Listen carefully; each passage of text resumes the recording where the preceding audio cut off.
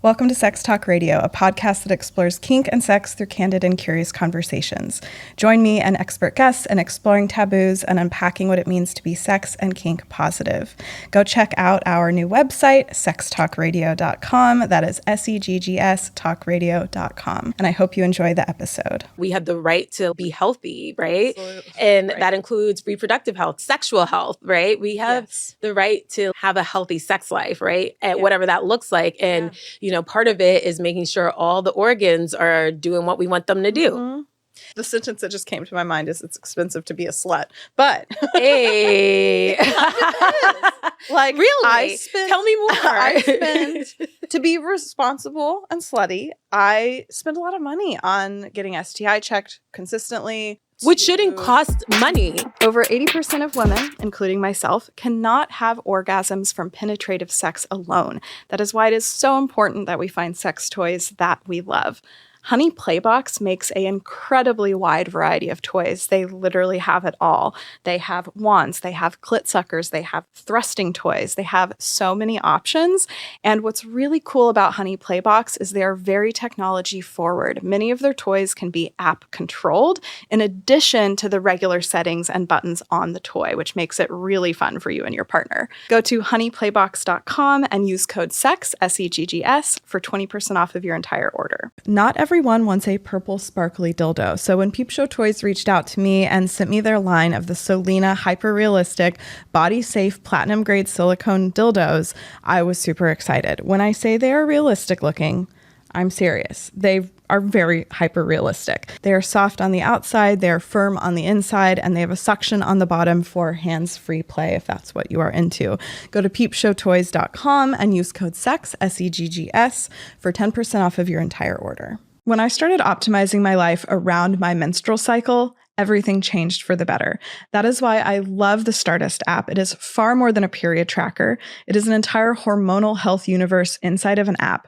I've been using it for quite a while now, and what I love the most is the beautiful design. I love that I can share my cycle with a friend or with a partner. I get customized notifications, and I've learned so much about my cycle and about hormones. So wherever you get your apps, search for the Stardust app, and I look forward to your thoughts. Heather Irobunda, welcome to Seggs Talk Radio. Well, super excited to have you here. We are filming at an interesting time in the year. Yes. How are you doing emotionally with well, I'm in my luteal phase, so right before my period. Oh, okay. So during the yes. exactly, yes. I have been very much more in tune with like how my hormones like impact me. Mm-hmm. So my luteal phase is like corresponding with the election cycle or whatever. So usually I'm anxious, but like I feel like I'm even more anxious because it's like the hormones and luteal phase, you know, and luteal phase and the election. So so I did yoga this morning. Oh, wonderful. We're zenning out. We're trying to like, you know, put good vibes out there. Yes. And How are you? I'm good. I'm okay. I mean, this will come out after the election. I feel scared, to be honest. Me too. I mean, I know who I'm voting for, but I feel worried. I'm worried. And I'm actually going to go vote after this. That's good. Hence the I mean, I feel like that's your vibe anyways, but yes. Yeah. I'm like, I wear this randomly, but this is also my voting outfit. So wonderful. Yeah. So hopefully, you know, we'll see when this comes out that we're on the other side of things. I'm actually moving here in a few months. I just made that decision. Oh, okay. I'm based in Austin, Texas, and I don't know, for some reason, moving to a bigger city during potential political turmoil feels also kind of scary. I know, like it's a lot. Bigger urban hubs just feel, because moving is a lot. Like, that's my thing. I'm like, moving is like so traumatic. Like, because also too, like you dig up all the old things, like while you're trying to move. So you like dig up all the old baggage, things like that. And then you're going, from Texas to New York, which is an experience. You've lived here your whole life? So I've lived here I grew up here. Yeah. And then I went to college in Philly. Okay. Came back for med school and for a few years. And then I was in the Army. And so I lived in the DC area. And then I lived in rural upstate New York. and have been back now for about almost 6 years. Okay. Yeah. And what does your practice look like? So I work in a public hospital, a small public hospital here in New York City, up in the Bronx. And so I take care of everybody. So I take care of... It's not just gynecology? It's OB and gynecology. So I deliver babies. Wow. I do pap smears. I treat people who have issues like fibroids or endometriosis. I do hysterectomies, everything, put IUDs in. I'm like kind of full spectrum. Yes. Like reproductive health stuff. Totally. Yeah, I've been doing some polls and questionnaires lately on the podcast page and just kind of horrified at some of the experiences that women have had. Oh, yeah.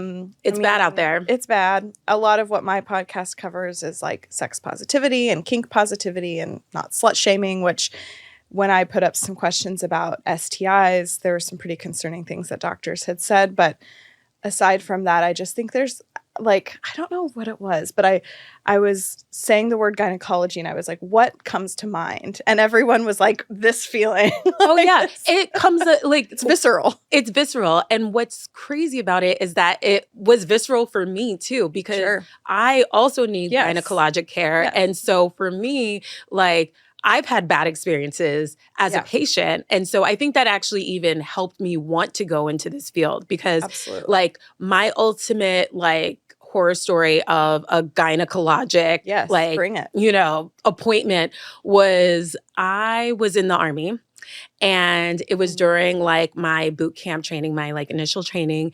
And can you believe that they were like, oh, we're going to select some women at random to do a pap smear?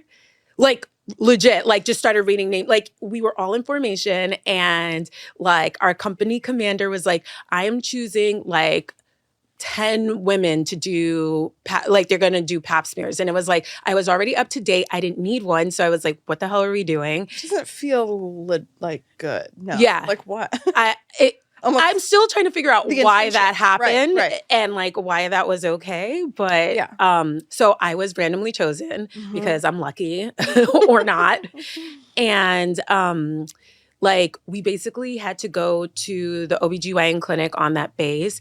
It was a Saturday. So like it was like kind of like while it was closed off to like the rest of the base. And then they had us line up in front of each exam room door. And then they were like, okay, when you go in, you're gonna like, you know, change into the gown, sit on the bed, and we'll come in and do the pap soon. And I was on my period. And I was like, can you even do that right now? Like, and I'm like, and it's pretty heavy, right? And they were like, oh, no worries. And then I was like, can I like keep on my, like, you know, keep my tampon in, whatever, because I'm like, I'm gonna bleed all over the place. They're like, no, be quick. Like, you know, you can take it out. And I was like, this is like so messed up. So basically I had to sit in a pool of my own blood for probably like an hour and a half before. Oh, yeah, because they never come in. Because they never come in. Like, it was a long wait. Yes. And by the time they came in, I was like super embarrassed because I didn't even want to get up and like do anything about it because I was like bleeding all over the place and I didn't want blood to be all over like the exam room. When they came in, I tell the doc, I'm like, I'm so sorry, you know, it's a mess down there. And he's like, it's fine. He's like this old white guy. He's like, why? Women don't want to see male gynecologists. I totally did not want to see a male gynecologist. But like, we don't. Yeah. I mean, I personally don't. Why are there so many? Yeah, it's the patriarchy. And we can get into that. Yes. But yeah, so he then like, you know, is doing the pap and he's like, oh, it's not going to be bad. It's not going to be bad. And then when he goes in there, he's like, oh, it's soupy in there. And I was like so pissed off. That was the thing that what did you expect? Exactly. You should understand the anatomy of this situation. And so after that, I was like, I don't want anybody to go through that experience. Unfortunately, people do. But like, if I have anything to do with that, I don't want anybody to go through what I went through because that was awful. I mean, I think there are certain people, like both of us, it sounds like, that are fueled up by bullshit. Like, nothing gets me more inspired to do an interview or create a product as an entrepreneur than like something that just feels really fucking unfair. Exactly. And like, you know, whatever you can do to prevent those experiences. Yeah, I mean, I would love to. I've seen on your page, you seem to understand a lot of the history of some gynecological stuff, how long it took for us to get to certain things, like the anatomy of the clitoris in the 90s. I would love can you to. believe that? I can't even. I literally can't believe that in our lifetime. Well, in my lifetime. I mean, I'm not that old also. That's the issue for me, is that I am not that old. Yeah. There is no reason that while I was probably like a teenager or like in middle school or whatever, y'all were figuring out like the anatomy of the clitoris. A large organ. Exactly. That like there had been thousands and thousands of years of women, and you could not figure out the anatomy of this organ. But of course, we knew the anatomy. It wasn't important. Of course not. Yeah, they could have. They just it's like, you know, the amount of money that's been spent on erectile dysfunction. Oh yeah, and that goes into like research into anything that has to do with like female anatomy, like reproductive health when it comes to folks with you know uteruses, ovaries, and stuff like that. There is like a drastic difference in the amount of research money that is put in. So a lot of times people get really frustrated when they go see a doctor, especially a gynecologist, and they have like issues going on, pain, bleeding, stuff. And we're like, I mean, we can tell you part of the reason why this is happening, but we don't really know, or you get these like weird answers. It's because we don't have the research. We truly do not know. Like a lot of women have pain with sex, but there can be different reasons. Lots of different reasons. Yeah. And it's like, if it's not some of the reasons that we commonly know about, I can't tell you that your pain is not real and it's not due to something. It's just that we haven't found the mechanism or the reason why it's happening to you. And it's hard because I try to tell people, it's like, I am not trying to make you feel like your pain is not real or that there's nothing wrong. It's just more so, I can't tell you that it's in this short list that we have of the reason why people have painful sex. But, you know, we can try some things and see if it helps. But unfortunately, we don't have all of the information to help you, which sucks. What is that called again? Vaginismus? Is that right? Well, dyspareunia is painful sex. But a lot of it is due to vaginismus, which is a spasm of basically your pelvic floor, which are the muscles that surround your vagina. But also, people don't realize this. They surround your rectum, surround your urethra. So some people might have issues with constipation too. Like, not only are they having painful sex, but they're like, everything is just messed up. Everything is just messed up. And fortunately, we're starting to know more about that. And so because we know a bit more about vaginismus, some things that we can do to help, it can be helpful, but it takes a long time for people to even get that diagnosis. Sure. Well, and there can be shame. I mean, anything with any of this, there can be shame. You know, all I tell people too is like, when you have these problems, if that's the reason why you're coming to see me or someone like me, I know it's scary. I know it sucks. Try to talk about it at the beginning of your appointment, because you know what happens is that what happens is like, hey girl, like I came to see you, blah blah blah. Like, okay, do all the exams. Oh yeah, and then like right before you're walking out the door, you're like, and so I have this issue with sex. And it's like, there's like 30 seconds left to this appointment. Like, I can't help you in 30 seconds because our healthcare system sucks. And as you know, there's 5 other people waiting. Exactly. It's crazy. So that's why I'm always like, yo, if you are having a problem, if that's like the reason why you came, share why you're there. I've totally done that before too. Like, wait to talk about the thing I'm actually there for, to seem like, I don't know, a more normal person, or like whatever the inner dialogue is. There's so much shame around sex. And I had Dr. Evan Goldstein on a couple of months ago, and he was like, people have been putting off visits to me for years by the time they get to him. Oh, yes. Because, I mean, he primarily works with gay men, and it's like there's already all of this shame and embarrassment, and they rarely have been able to find a sex positive or gay or queer clinician themselves. And so, it's hard. And that's what like makes me so incredibly sad, is that I feel like even for GYN stuff, for gynecology, because okay, someone has an experience similar to what I had with my pap smear, and it's like, screw that. Like, I feel decent. Like, I'm not going back. Or you hear stories from your friends or your family members or whatever of their experiences, and then you have your own, and you're like, you know what? Like, I'm going to thug it out. And then what happens is that, like, folks come to me and it's like so much worse. Or they have advanced cervical cancer. Advanced cervical cancer or breast cancer. Crazy fibroid issues. Or what are fibroids? Fibroids are non-cancerous growths, so they're not cancer. Okay. They're growths in the uterus. About 50% of all women have it. Up to 80% of Black women have fibroids. Whoa. And for some folks, it may not cause any issues or pain. They're in or the anything. uterus. They're in your uterus, okay. like in the muscle of your uterus. Okay. Your uterus is a big muscle. Yeah. And for some people, it might not cause like any issue. For other folks, it can cause pain, just like generalized pelvic pain or really painful periods. Can cause heavy bleeding with your periods, just bleeding just randomly. And it's bad. Cysts can also cause similar symptoms? Cysts usually if they cause any issues, it can be pain usually. Okay. But like pelvic pain, it can be severe sometimes.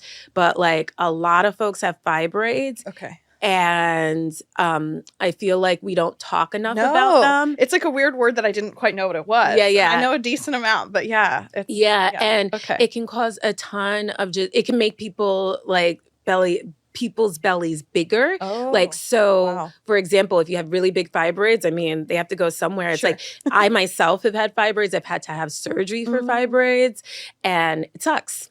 Wow. It sucks. There is so much going on in the female anatomy. I feel like guys have it pretty. Things are just moving. They go in, out. I don't know. And we know about them. And we know about them. And there's research. And there's research. And funding. And infinite amounts of funding. Something that you mentioned in an interview I was listening to that I liked was kind of the like very obvious but not really spoken about irony of like when somebody is looking at our vulva, it is usually an intimate partner experience. And there's this one time a year or one time every 2 years where you're like in a clinical room.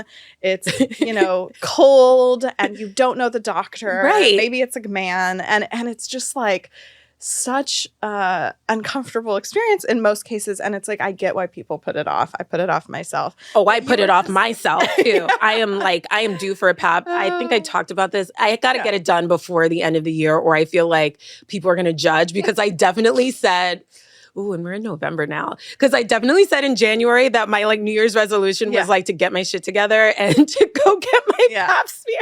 And even I have put it out. Yeah, so we're going to do it. I have to do my mammo by the end of the year. I always am like, at the end of the year, I'm like, my life. Yeah, to get it all together really quickly. Yeah. How often should people be doing paps and mammograms and at what age? Okay, so I'll start with mammograms. So if you don't have any family history or like genetic issues, and hopefully you know about those, that predispose you to breast cancer, then you can start at age 40. And I'm a gynecologist, so I go by the American College of Obstetricians and Gynecologists that say do it every year.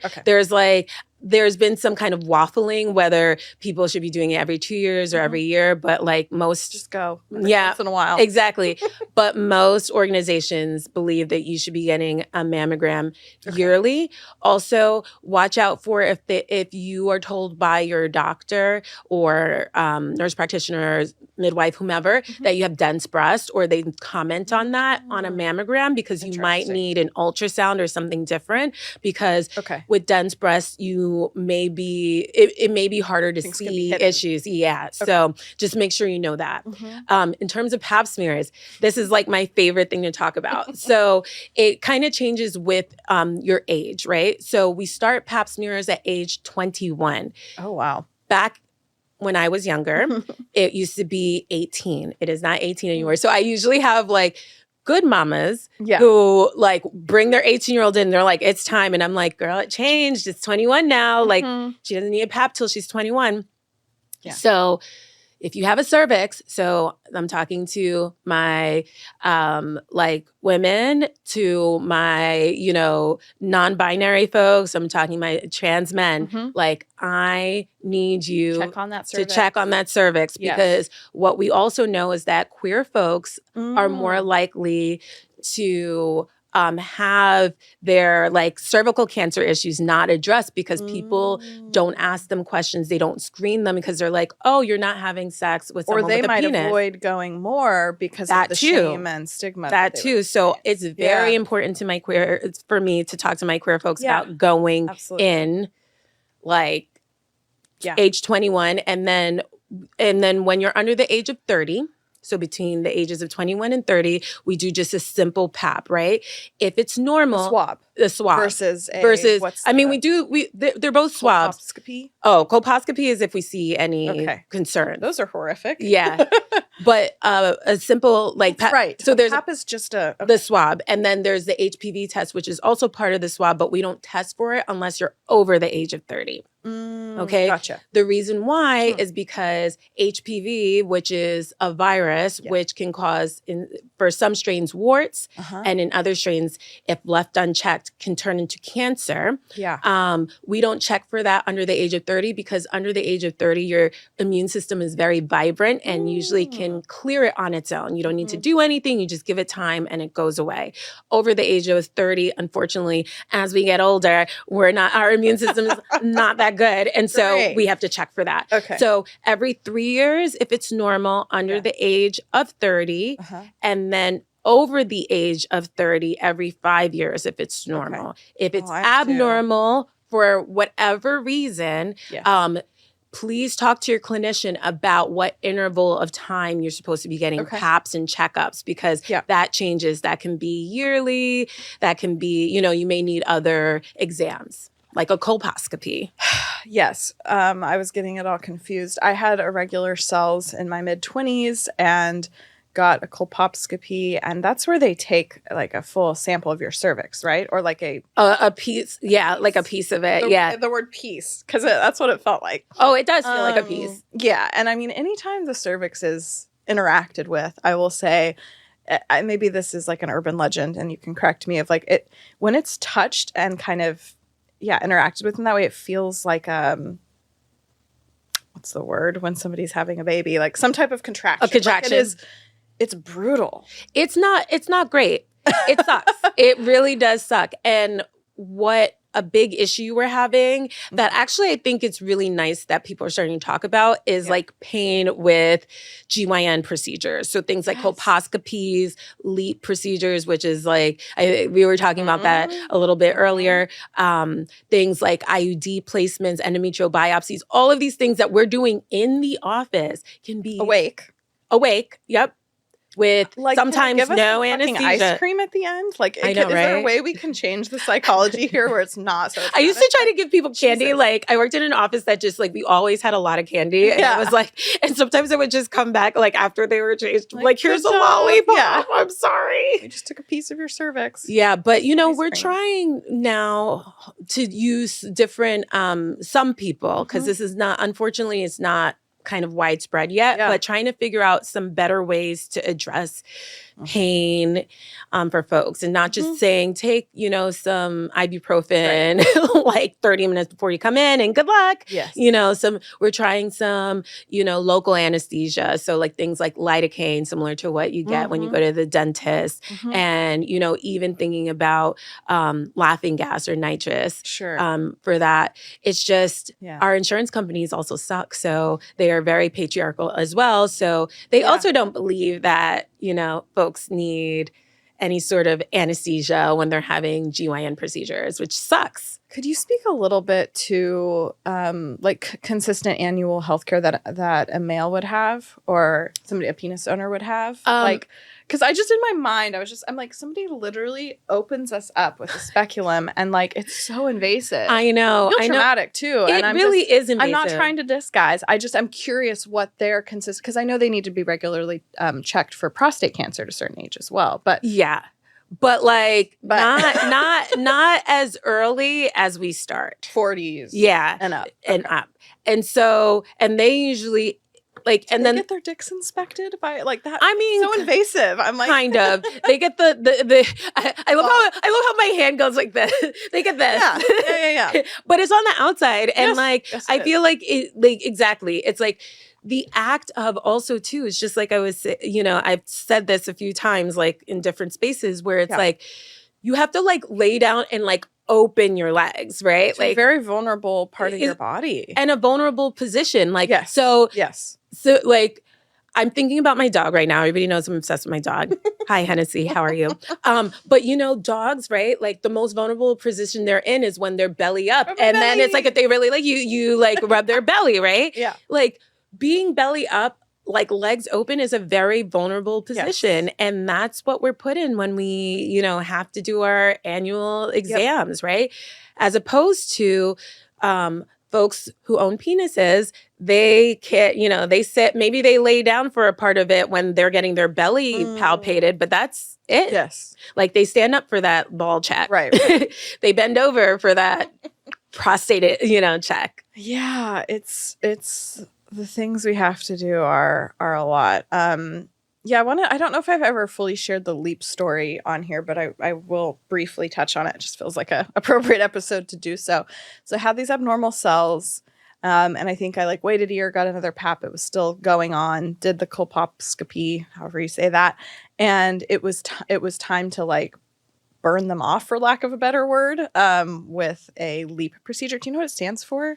It's loop. I'm gonna like totally. Oh, yes, it's loop. Yeah, it's a loop because it's literally like a loop. Like it's like a little loop. It's like a hot loop that we take a chunk of your cervix out. But it's the loop electrosurgical something procedure. Okay. I'm like I always mess this up, but LEEP. LEEP. So this was truly horrific to the point of I did a bit of research with my mom, who's a nurse, about like malpractice because of how truly traumatic this experience was.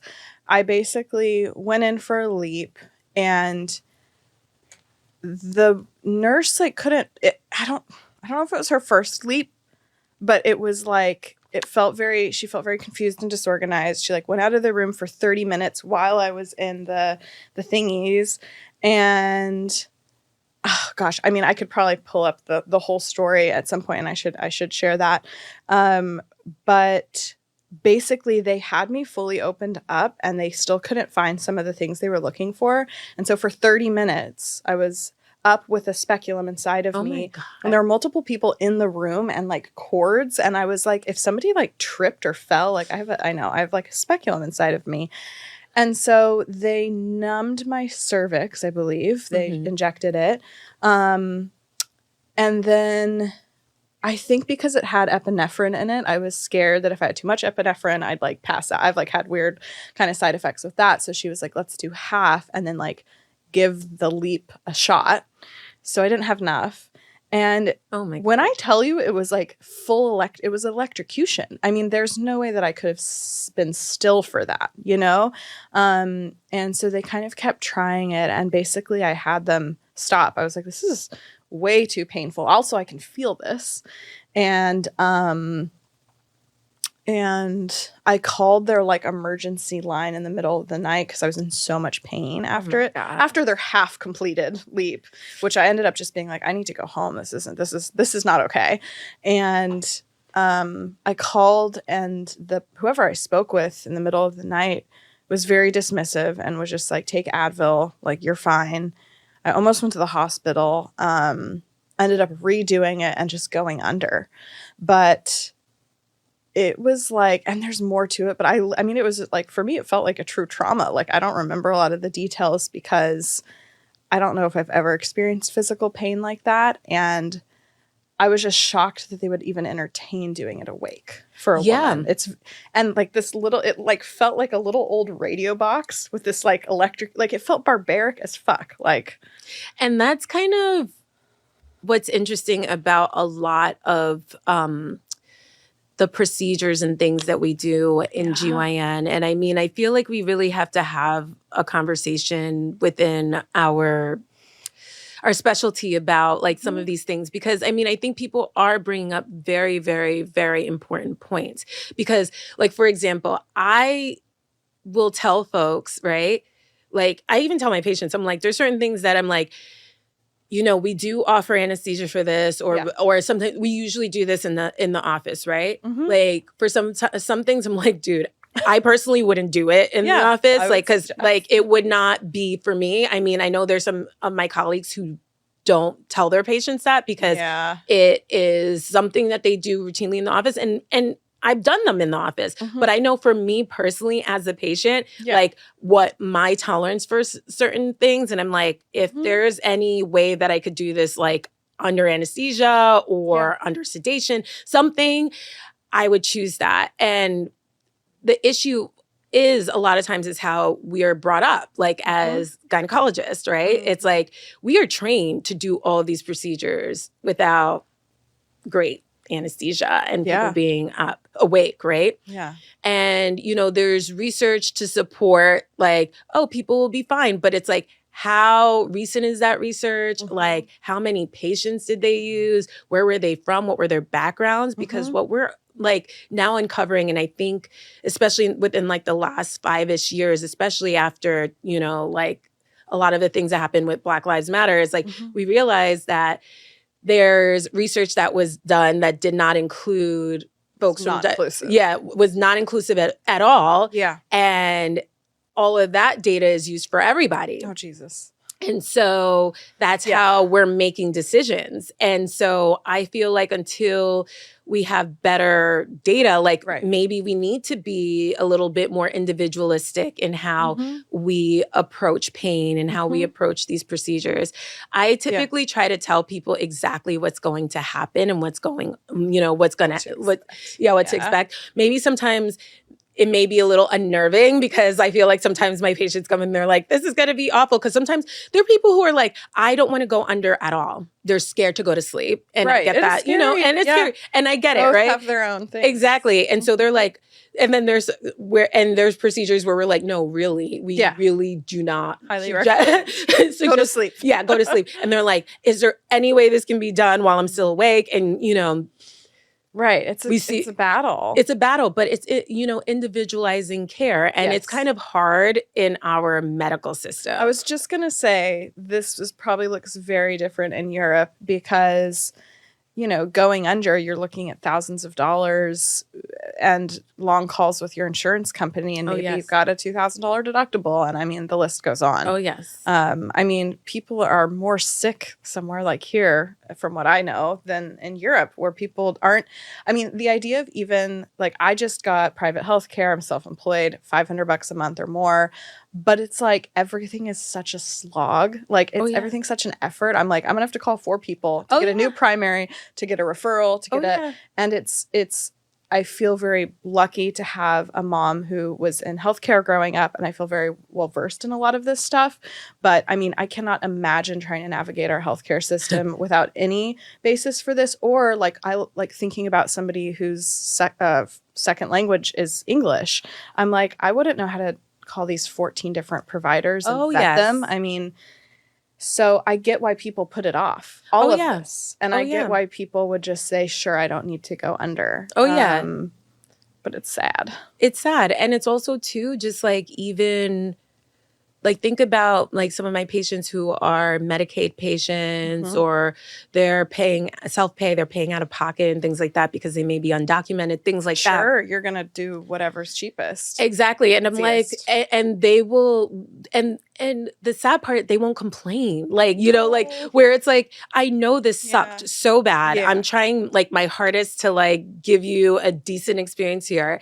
And they won't complain. Like, they're just like, okay. And I just feel like we have to do better. And that's kind of like my biggest hope for our future here, like in this country, is that we find a way to give equitable, good healthcare to everyone, no matter how much like, you know, no matter how much they make or what they do, because I believe that we have the right to like be healthy, right? Absolutely. And that includes reproductive health, that includes sexual health, right? We have the right to like, you know, have a healthy sex life, right? And whatever that looks like. And, you know, part of it is making sure all the organs are doing what we want them to do.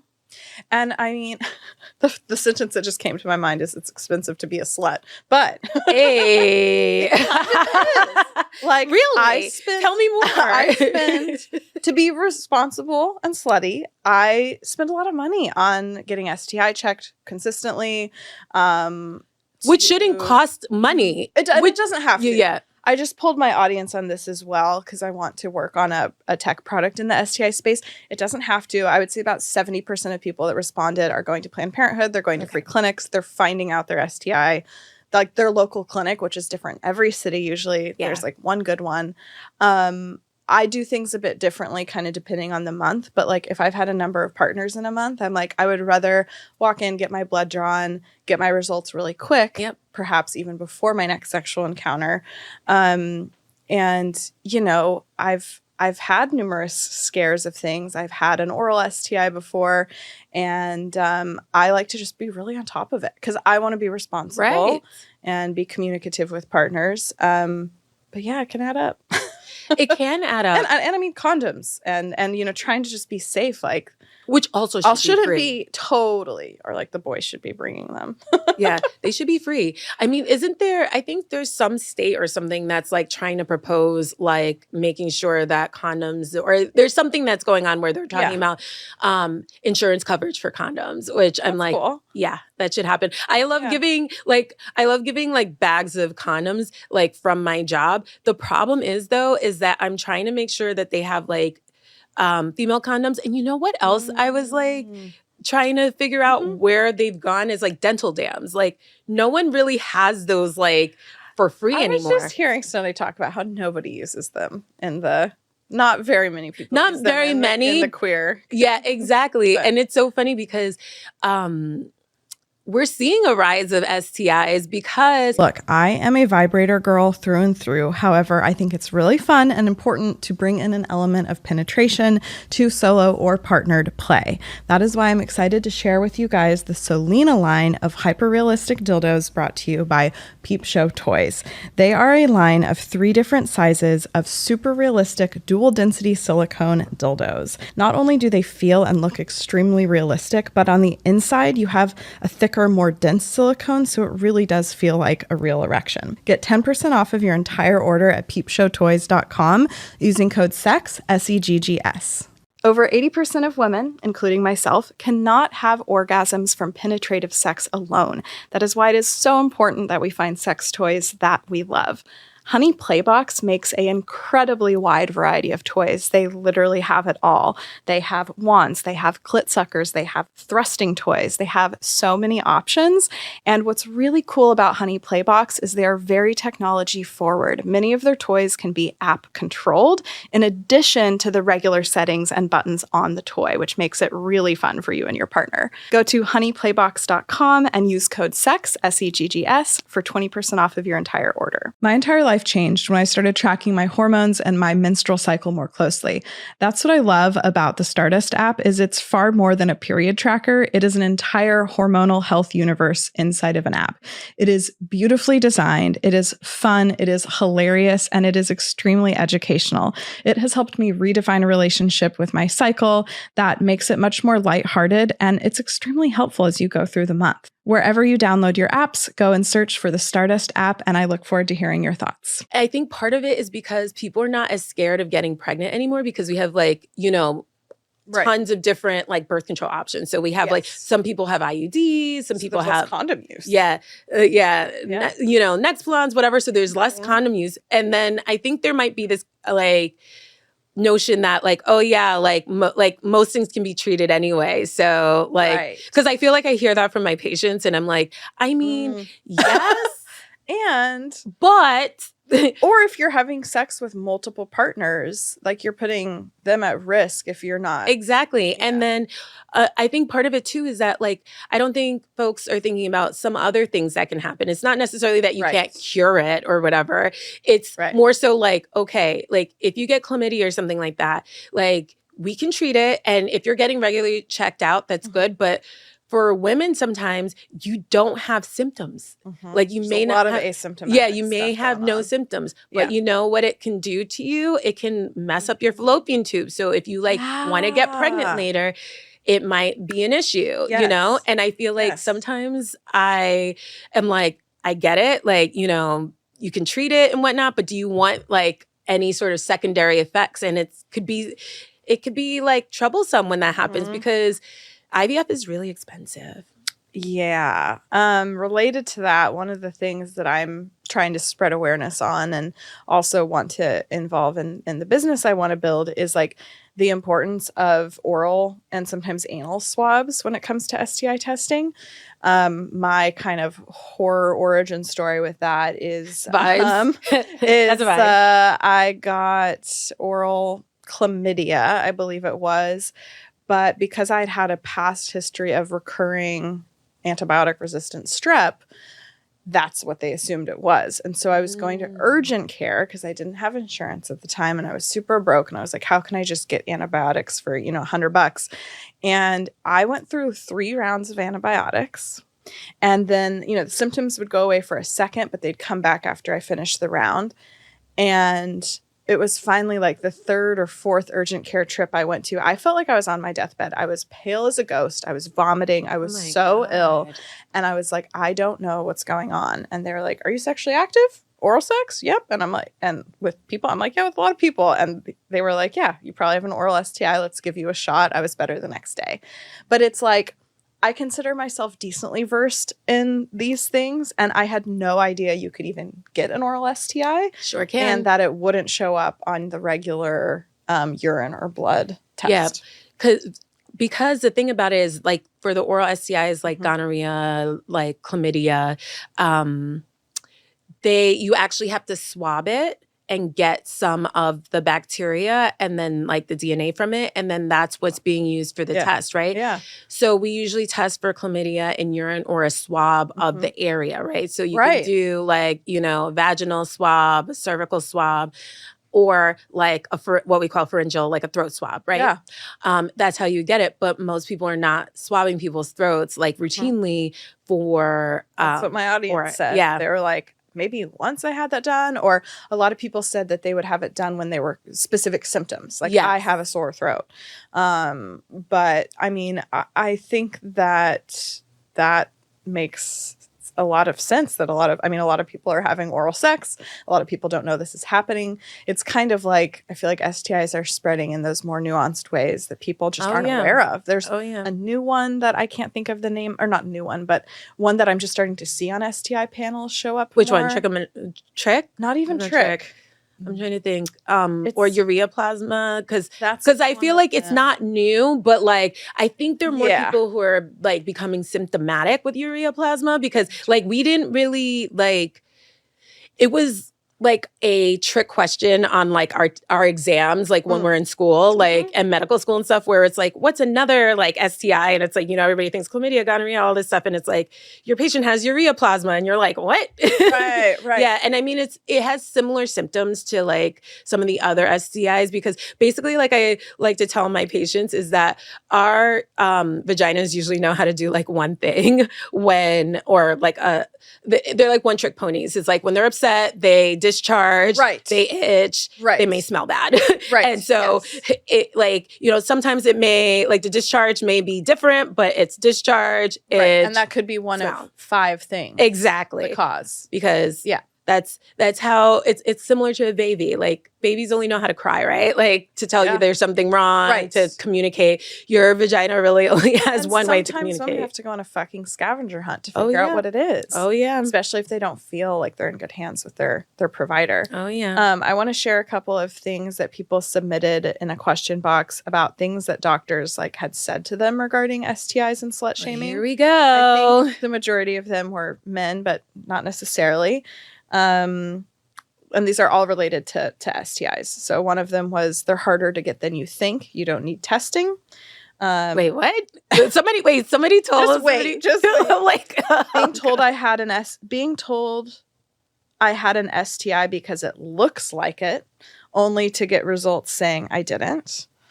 Interesting. I was going through my hoe era and I got judged for telling the doctor I had 4 partners in a year.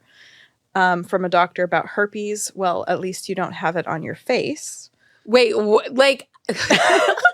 We're not done. Why? Why would you say that to somebody? Old male doctor told me I didn't need to get tested. It seems like you're a nice girl. I hate that one. That one's the worst. Oh, boy. The doctor being shocked I had negative results after the number of partners I put down. That is unreal. Like, what this really says though, like, Yeah. and I like to also highlight this is that doctors are people and they're shitty people. Right. So like, yeah, we are not immune to that. Right. And then also think about who becomes doctors too. It's usually like the most hardcore fucking people, like they tend to be like kind of annoying. I am a doctor, so, whatever. But like, I remember being in med school being like, yeah, like this selected for kind of some of the most interesting I just folk. think, and I don't know if you have any ideas, maybe we can talk after down the line of like, how can we educate doctors collectively on like sex positive and things that can come off as sex negative or shameful or like, it's kind of like, I think I heard that doctors get like 10 hours of training on nutrition, or something like that. You're being kind. Or yeah. Okay. I'm like, 10 hours is a lot. 5, but I think that's even kind. Jesus. But it's like, I'm telling the secrets. How many hours are they getting on, bedside manner when it comes to sex? Sex? I can't even, and I'm like an OBGYN, so like I got more probably the most. I feel like in med school, we do get a part of our like kind of like clinical medicine type course where it's like how to be like not an asshole to patients course or how to disclose results. Yeah, we get like maybe like a 30-minute to hour-long session. Maybe this has changed, but it's usually 30 minutes to hour-long session on how to take a sexual history. Okay. And I think it's one of those things where it's like because you're also practicing on like your classmates too, you're just like, But whatever. That's the part that I did in my little research was like, I think it's about the person and the intention because the questions are inherently meant to bring out shame. But if you have a doctor that is sex negative and they say, how many people have you slept with in the last year? Yes. That's going to feel like, ooh. Yes. And then the people aren't going to be accurate. I had somebody be like, I don't know why I lied to the doctor about how many people I've had sex with. Yeah. And then I think there's also internalized shame. So sometimes when I've been like, I had 15 fucking partners last year, I'm like, ooh, I'm going to not be honest about that. Yeah. But I think it's all about the intention. And I'm glad to know that there's something. But going back to what you're saying. So, and then we have like actual like kind of standardized patients or whatever where we have to practice on them and they give us feedback. So that's like another good. Like hour. And then we actually have like a time where there's folks who they get paid for us to learn how to do pelvic exams on them. Okay. Which I'm like, what? So that's helpful to know that they're not making people who want to be doctors start doing pelvic exams on people before, like on real patients before they've practiced on anybody else. But I feel like, especially when it comes to like sex positivity and things like that, I would want there to be like folks like you or just like like people who, share this information to the public to actually come into these spaces, like medical spaces, and talk about this stuff because that's what's missing. Totally. Because it's like, I think even my patients get caught off guard where I'm like, I ask them, do you have sex with like, it's so intense. Like men, women, both, like whatever. Money? It's just like, woo. And or just like, or even if I'm just like being like honest, like where I'm like, dude, do you like, who do you have sex with? Like, I'm not judging. Like some people are like, of course only men or of course. And I'm like, I don't care what you do. It's a conversation about and I literally am like, loaded. It's a loaded conversation. And I'm like, girl, I don't care. Right. I don't. Like, I'm not judging. What I do like is, and some people shared this feedback of doctors who give little prefaces of like, or whoever's doing the intake of like, these are questions I have to ask you. Please be honest. I don't know if they say I don't judge you, but like sometimes people give little spiels at the beginning and that can feel nice. Oh yeah. I usually give like a little spiel or like try to like, make the situation a bit lighter or something like that because I feel like when you know, like when you kind of get an idea that the person's not really judging you, because that's really where it comes from, or that like, because I feel like a lot of times people are judging themselves harsher in my rooms than I'm judging them. Like, or like, you know, or like even that I'm literally like, you shouldn't feel ashamed of that. Like, I feel like when I ask people also like the question about how many times they've been pregnant, like that is, because I asked just that. And then I'm like, you know. I think it's important for people listening to know like that you do have, these questions do have to be asked. And it's actually for the patient's safety. Oh yeah, it's for safety. And to understand their body and their risk levels. Exactly. And so I'll ask people how many times they've been pregnant. And then if they've had an abortion, they're like, I always get a story. Like, and I'm like, girl, like, I don't care. Like, you'd be shocked at how many people are walking around who had an abortion. Like the concern that you have, that the shame that it's internal shame. Yes. And it's funny because like, we wouldn't even be judging someone else. Like that's this part that makes me really sad, is that we judge ourselves a lot harsher than we judge other folks. Absolutely. And I've had patients actually like even come to that conclusion by the end of our talks, like where they're like, I don't know why like I do this. Like I wouldn't have a problem if like my friend came to me with this issue or whatever, and why I feel so like ashamed. And I'm like, we got to unpack that stuff, because we carry around a lot of shame for ourselves, and we don't treat ourselves kindly. Yeah. So you're pretty active on social media. I love your content. Thank you. How has that journey been for you? And, you know, I saw you posted about censorship. I'm currently dealing with some shit in that arena. That aside, or before that hit, how was it for you? So it's been a roller coaster. It's very much like, it's been positive though, I would say, because I feel like I've met so many like cool, interesting people through social media. Same. I think it's been way more positive than negative. I think there's negative moments. I think that sometimes people get into very weird like echo chambers, right? Like I think there's the potential for people to like go down like rabbit holes and get stuck there.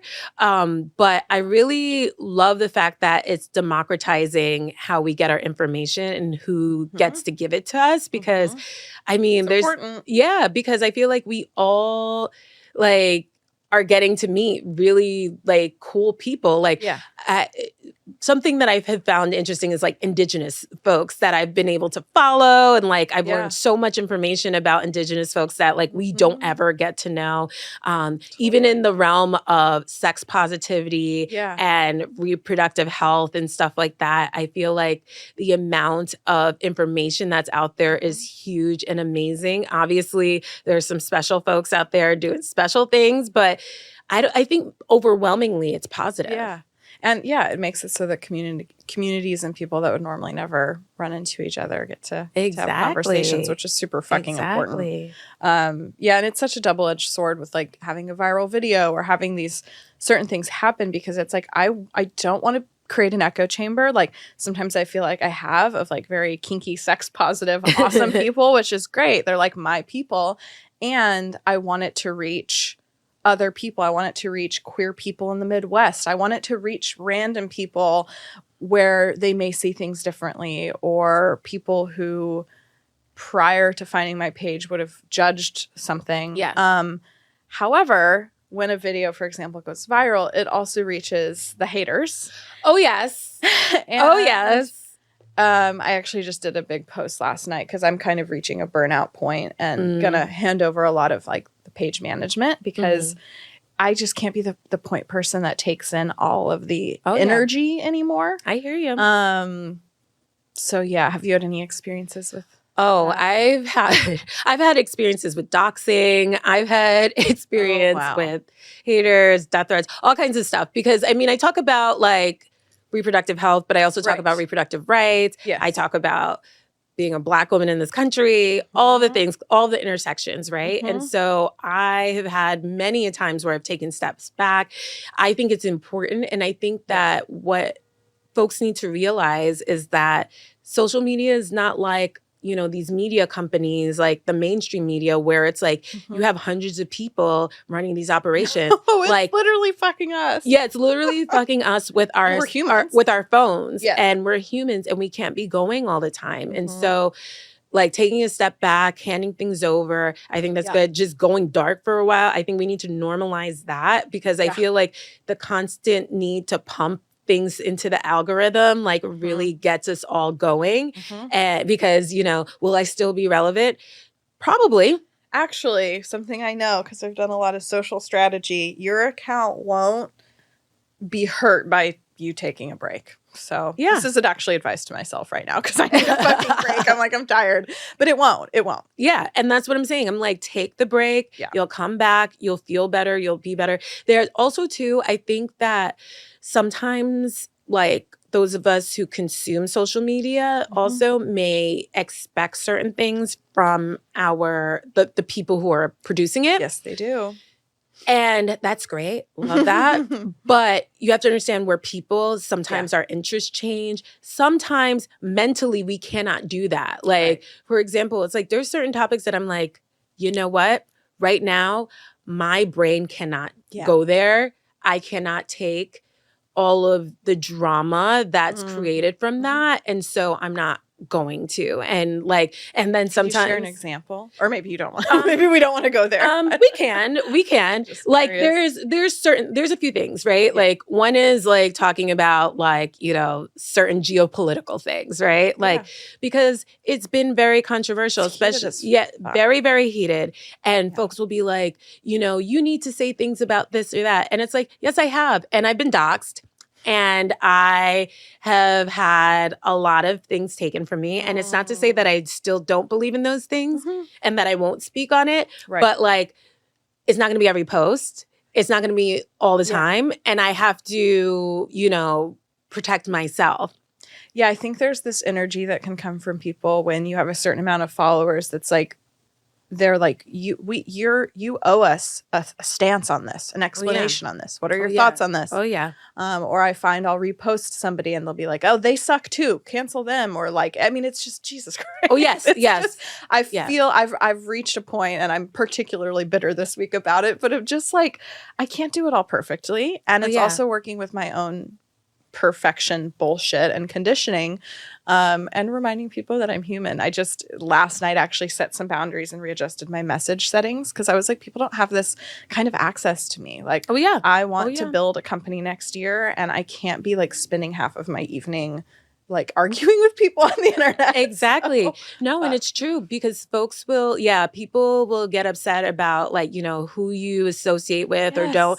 And then I think folks don't realize sometimes too that those folks are real people or whatever, and that they are multifaceted, and maybe, whatever, who knows what happened or whatnot, but there may be more to that story. There may be something else going on. You may know that person from a different context, because like surprise, you may know people in real life, and you may know a lot more about that person or have history with that person. I just find that folks like really get into these binaries in like social media settings, and it's really harmful sometimes. And there's a lot of parasocial behavior too, where it's like, I would have thought that you would do this, or I would have da-da-da-da-da. And you're just like... But that's also putting us on a pedestal of this expectation of perfection with how we handle stuff. Yeah. Or like, of course you would say that. Or I would like, there was a few weeks ago, I like made like kind of like a really sarcastic video, and it was about how they're giving rats birth control in New York, right, to like decrease the rat population. Right. Wait, they actually? Oh yeah, they are. They're like putting it out in the food or whatever for the rats, right? It's like instead of seems so dystopian. Exactly.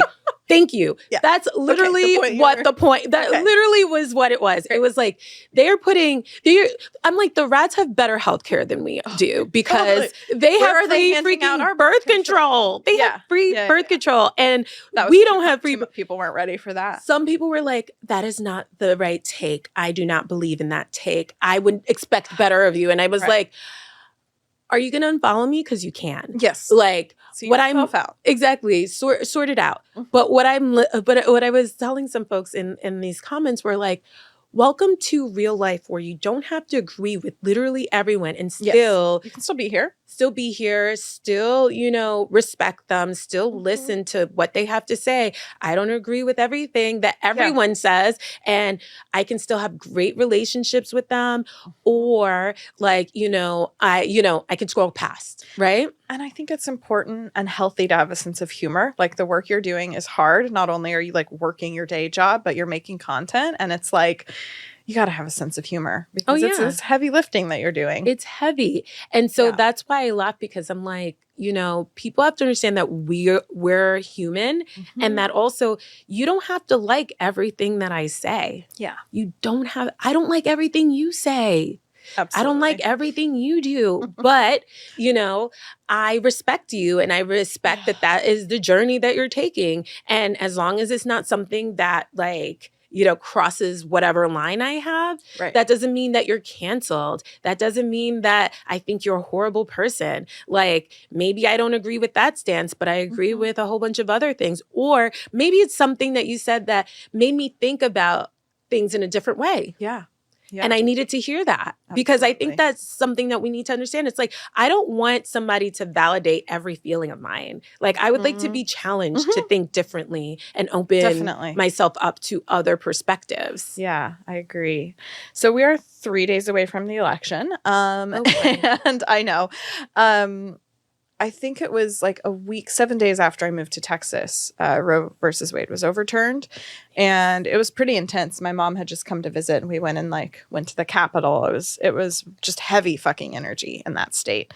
Or maybe I'm getting it confused if it was a Texas specific policy. It was one of the two, but we no longer had that right. And what's so bizarre moving from California to Texas, I know, has been, I'm pretty consistent with condom use, but almost every time I have sex without a condom, there's such a fear that I usually end up taking a plan B, even if it's like I'm not in the window, like the fertility window, because I'm not on hormonal birth control. But it's like, it's such a weird like cycle that I go through every time I have unprotected sex that I simply didn't go through in California, of like, oh fuck, better be safe. I'm going to take it. I'm going to feel kind of fucked up for a few days from the plan B.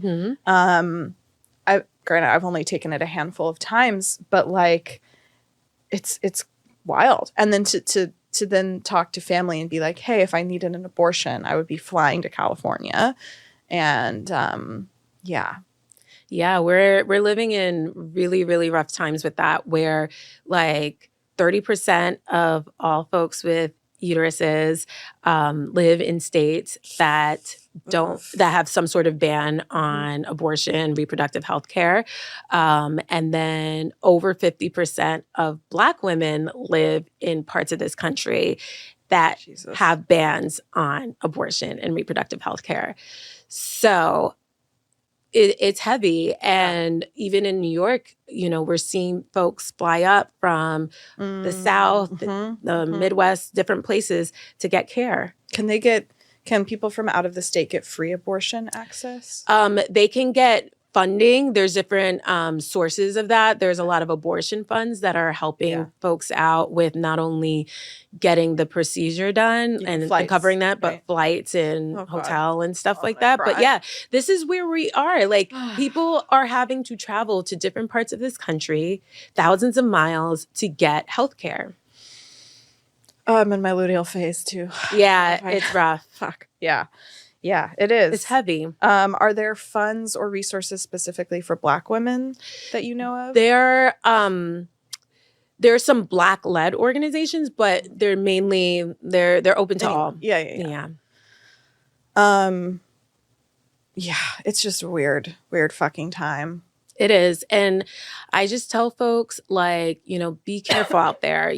Make sure you're tracking your period. Don't necessarily do it on, apps if you're not sure how they're using that data. Stardust is Yeah, one that protects exactly. their data. And Yuki, yeah, there's a Okay. few, but just make sure you're using apps that protect your data because it is something potentially that could be used against you. But track your periods, kind of know what's going on, because the earlier you find out about things, the better. Right.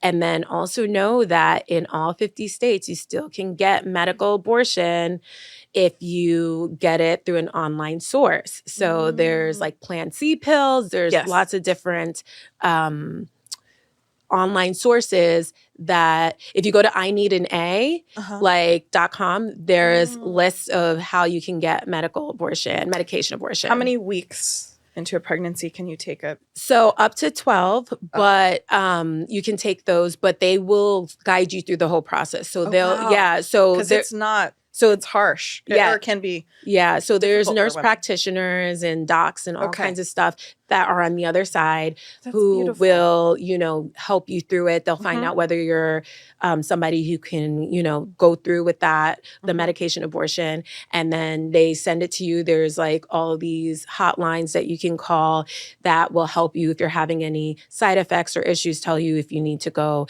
get evaluated, tell you what to say so you don't get in trouble, so. What's that show? The red cloak. Oh, The Handmaid's Tale. Fucking Christ. Yeah. Yeah, we're literally living it right Handmaid's Tale. But I appreciate all of the work you're doing. Well, thank you. And please keep doing it all, making the content. And well, thank you for having me. Yeah, my pleasure. I'll be back, and I would like to talk to you more offline about STIs and education stuff. And I think, things that feel really crappy and shame-ridden fuel me and fuel people like us to just keep educating and blocking people on Instagram. So thank you so much. Thank you. Thank you so much for tuning into the episode today. Be sure to stay in touch with us on socials at Seggs Talk Radio Podcast. That is SEGGS Talk Radio Podcast.